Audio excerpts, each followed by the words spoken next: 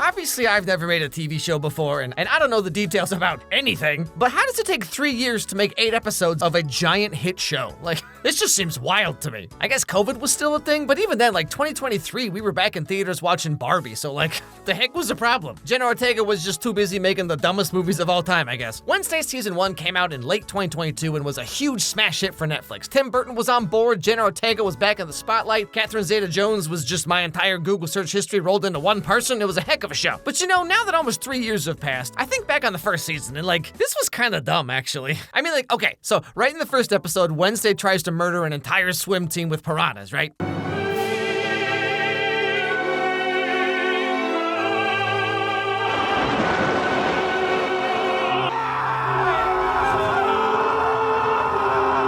Yeah, that's normal.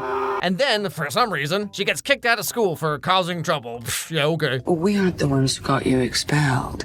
That boy's family was going to file attempted murder charges. How would that have looked on your record? Terrible.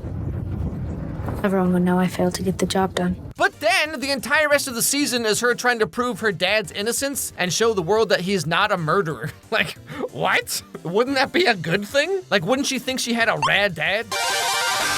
Wait a minute, hang on.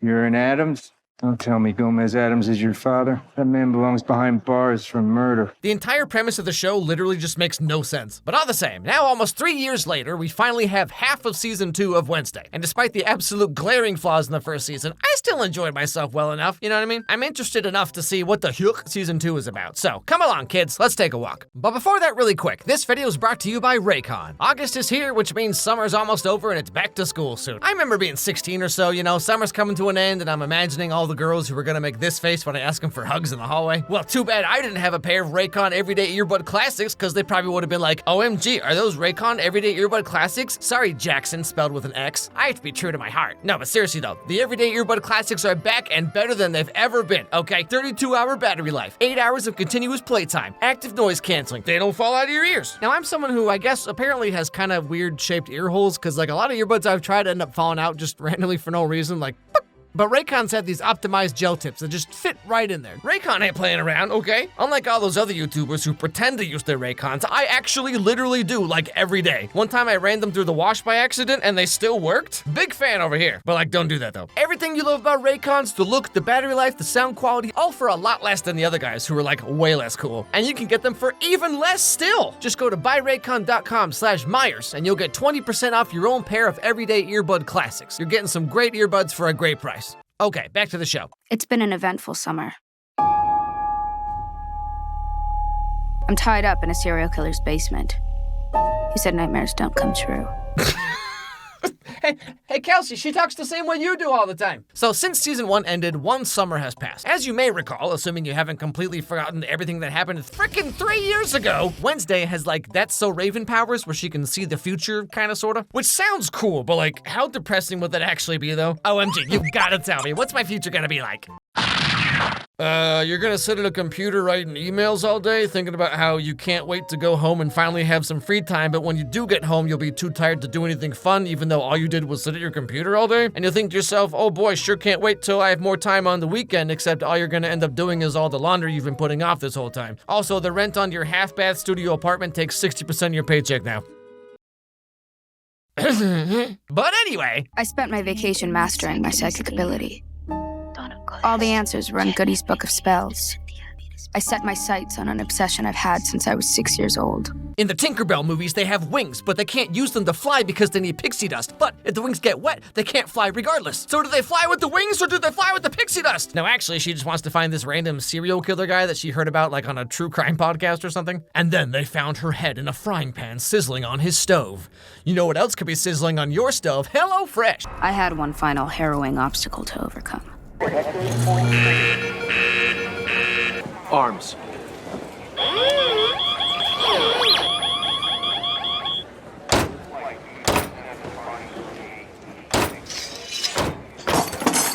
Okay, Netflix, I'm sorry. I can accept magic powers and werewolves and gorgons or whatever. There ain't no way the TSA will be this calm, okay? As soon as that machine went off, they would have tackled her with all the parental abandonment issues they could muster. You know how, like, they change all the rules literally every time you go for no reason? Take your laptops and your carry-ons, people. How many times we gotta tell you? Leave your laptops in the bags. What are you even doing? No, I'm not in therapy. Why do you ask? Anyway, so she flies to Kansas City and confronts the serial killer to stop him and bring him to justice. Why? She should be idolizing this guy. I feel like this show has no idea who they want Wednesday to be, you know? Like, through season 1 and season 2, she talks about how she loves death and killing is cool, and she's like, I dressed up like the Marquis de Sade when I was 7 years old. I'm so quirky. And then 2 seconds later, she's fighting crime? Are your serial killer services listed online too?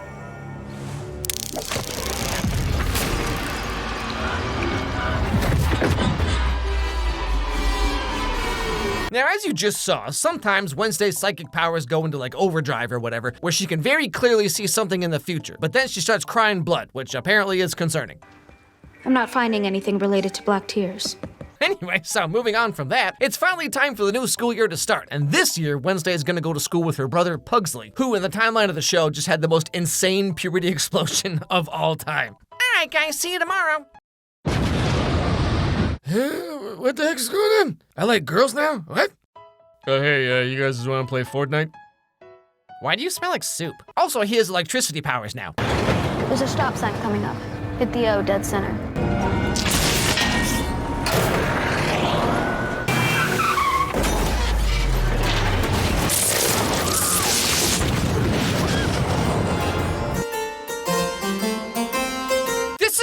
What I'm talking about. Wednesday purposely makes these people crash their cars and then explode, but then she's like, listen here, Mr. Serial Killer, you gotta stop being so naughty. Like, nothing makes any gosh darn sense. Anyway, so they finally arrive at the school to start the new year, and as per the events of last season, Wednesday is now the most famous, popular kid in school, which she, for one, is thrilled about. Can I get your autograph? I only signed my name in blood. You are done here. You're kind of a big deal now after the whole saving the school from the demon pilgrim thing. Popularity doesn't play by the laws of physics. The harder you repel it, the harder it comes for you. Okay, I'm calling shenanigans right now. There is no way that's true. You think I, with my homemade Sailor Moon t-shirts and Japanese imported Pokemon cards, was a loser because I was trying too hard to be popular? I couldn't get a date to prom, but I sure learned a lot of variations of the F slur, I'll tell you that. But anyway, so Wednesday goes up to her old dorm room and meets her will they won't they sapphic baiting roommate, Enid. I did get you a gift at Lupin Palooza in Golden Gate Park. Don't worry, it's not a snood. Get it? Like Beowulf? I thought you'd love the literary reference. Nothing like a bad pun to throw dirt on the coffin of epic poetry. Okay, thanks for the input, Wednesday. So, okay, let's talk about Enid for a second here. Last season, she ended up with Ajax, aka Beanie Guy, and everything seemed fine, except now here we are one summer later and things are kind of weird? Is Enid around? She left earlier with the pack. I threatened to neuter them if they didn't get out. Well, do you mind giving her this? So Enid's been avoiding Ajax for a while now because, as almost every girl does at some point, she realized that she was dating the Beanie Guy and started questioning all of her life choices. Thanks for covering. I'm not sure how I feel about Ajax anymore. He does this thing where he just says what he means and doesn't speak in euphemisms and backhanded phrases. It's so weird. Like, what do you mean you don't want to go get McDonald's because you're not hungry right now? Do you hate me now or? He's sweet and cute, but he's still in love with the old me and I've changed. Yeah, I'm not that goody-good little girl anymore. I do bad stuff now. My bedtime's 9 o'clock, but sometimes I stay up till 9:30. Whoa, I never realized how hot you are. And so now, instead of just having a single semi-grown-up conversation with Ajax about how she's feeling, she does the next best thing and starts hanging out with the mullet guy. Going from Beanie Guy to Mullet Man? The range on this girl, I tell you what. Now, Wednesday, of course, hates feelings and talking about feelings and having feelings, so she just kind of leaves. After this, she finds out that her mom has been tapped to head up the gala planning committee, which means she'll be hanging around the school for a while longer. Oh, Calaban Hall, my old stomping ground. You know, few things are sadder to me than someone older than 25 still talking about the good old days at my old stomping ground. Like, go live your life, my dude. You don't need to worry about me, Mother. You should be focused on Pugsley. We both know being tall and male will only get him so far. Besides, He's got the brains of a dung beetle and the ambition of a French bureaucrat. Yeah, oh boy, yeah, your brother's set up for a life of hardship, I tell you what. Hi, I'm Samantha, captain of the dance team and valedictorian. Wait, you're like tall and stupid? Just what I've been looking for. Hey, you wanted to be my girlfriend so I can ignore you at all the football games and never remember a single thing you tell me? Well, shoot, sign me up. Hey, Dad, I found some old mouse traps under the sink. You want a snack? Why would you want to be in charge of a gala? Well, I wasn't expecting things to change so quickly. Pugsley showed up like poison oak this summer, and Yeah, wow, it's amazing what 3 years will do to a kid, huh? But okay, so at some point in time, Wednesday wrote a novel that apparently is complete garbage. I don't evolve. I cocoon. Well, speaking of your novel, was that publisher interested? Call it death by 1,000 notes. Shadow the Hedgehog let out an exasperated sigh. He'd been planning this for so long. Now that it was here, he was worried his life would be without meaning. He looked down and locked eyes with the subject of his obsession, the sun from the Raisin Bran cereal box. Shadow could see slight tears welling up in its eyes. Acceptance. Submission. No, the sun whimpered. We mustn't, it's too dangerous. Exactly. Shadow reached down and caressed the sun's fusion reactor-like face. I'm done playing your games. You give me light and warmth, but you also give me cancer? Quite the ironic metaphor. I told you I'm not worth the trouble. The sun looked away. This one here just looks like a typo. It's not. It's the old English spelling for dismemberment. Yes, Wednesday, of course it is. Also, there's some kind of mysterious stalker that's been taking pictures of her and sending her little vaguely threatening notes like, one time I saw you pick your nose and then look at it and go, whoa, nice, before flicking it away. The stalker steals her manuscript one day and puts it underneath this bonfire that the school's doing, so Wednesday has to run in there and save it because it's like her life's work or whatever. Shadow's hand slid slowly from the Raisin Bran sun's cheek down to its throat, which it doesn't actually have, but whatever, shut up. You say you put 2 scoops of raisins in every box? What does that mean? What kind of measurement is a scoop? I don't know, the sun struggled. I just do what they tell me. Oh, so you are good at doing what you're told. Interesting. Shadow grinned, feeling his Chaos Emerald shift slightly. And so forth. And after doing this and trying to head back to her dorm room, she has another That's So Raven moment.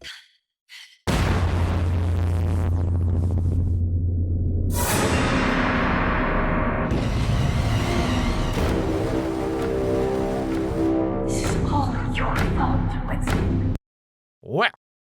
Huh. However, After dealing with more and more elaborate stalker sweet nothings, I've been dreaming of the day I could finally give you what you deserve. like the sun on an elementary school jungle gym, I sit and wait to completely sear the skin off your hands at recess. This recipe calls for 3 eggs, 1 cup of sugar, 18 cloves of garlic, and so ultimately we end up with Enid and Bullet Man. chained to some chairs in a clock tower with knives slowly dropping down onto their faces. You know, just high school things. While Wednesday has to solve this bizarre riddle with like an organ and a typewriter. But then we finally find out who the real stalker is. Ah, whoops.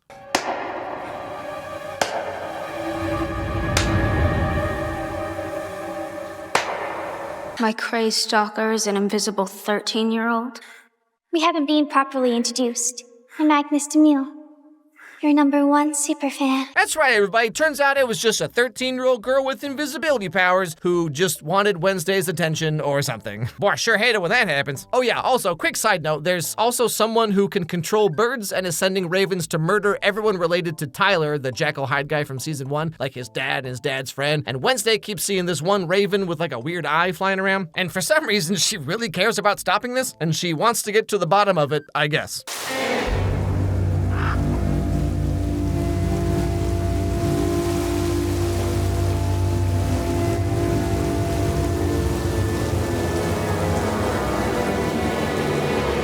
And that's more or less where season 2 starts. Oh yeah, also, her brother uses his electricity powers to resurrect a zombie, as you do.